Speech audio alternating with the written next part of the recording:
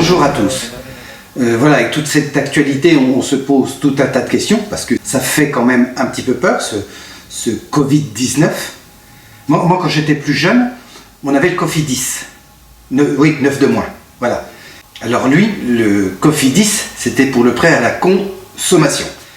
Voilà. Et quand on regarde 9 chiffres plus tard, on est plus sur le prêt consommation ou plutôt le prêt confinement.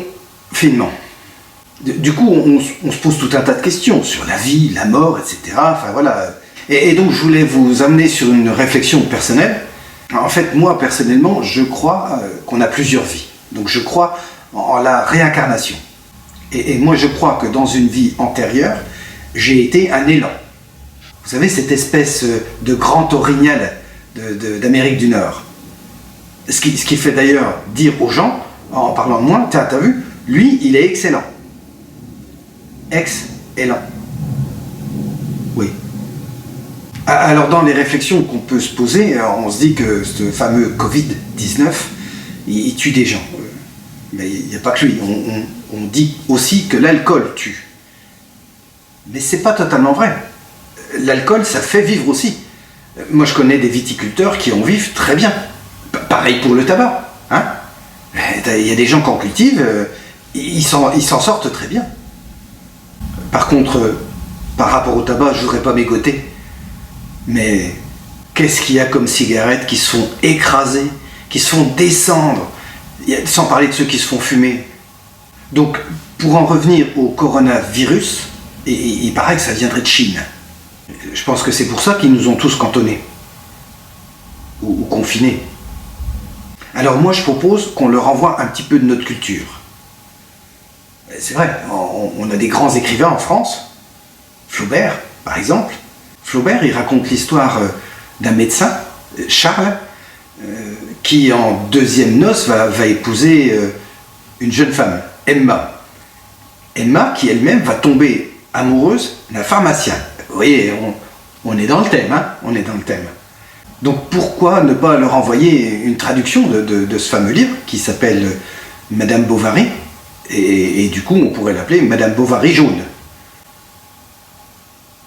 Oui. Quand je pense quand même qu'en début d'année, on s'est tous souhaité bonne année, bonne santé, en janvier on te fait toujours la fameuse prédiction des astres. Là, on est plutôt sur le désastre de la prédiction. Mais je trouve quand même qu'avec ce problème sanitaire, il y a des belles choses qui se passent. En termes de solidarité. Regarde, tous les soirs, à 20h, les gens applaudissent le corps médical. Et on pense aussi à tous ceux qui sont obligés de bosser. Et d'ailleurs, ça m'a donné une idée. Créer un site sur lequel les gens qui le souhaitent pourraient se retrouver. On pourrait créer ça en tout début d'année, au moment de la galette des rois. Et le site, du coup, pourrait s'appeler Facebook, par rapport aux petits objets qu'on met dans la galette. Facebook. Ça m'a l'air porteur comme nom. Hein. En tout cas, je vais vous dire. Mais nous le savons, vous comme moi, il ne faut pas lésiner sur le lavage de mains. Non, pas demain. Le lavage de mains, aujourd'hui. Et je ne voudrais pas me faire mousser, mais moi, je les lave tous les jours. Et même plusieurs fois par jour. Chez moi, c'est devenu un acte majeur qu'il ne faut surtout pas mettre à l'index. On doit se laver régulièrement les mains. Sinon, c'est la santé qu'on paume.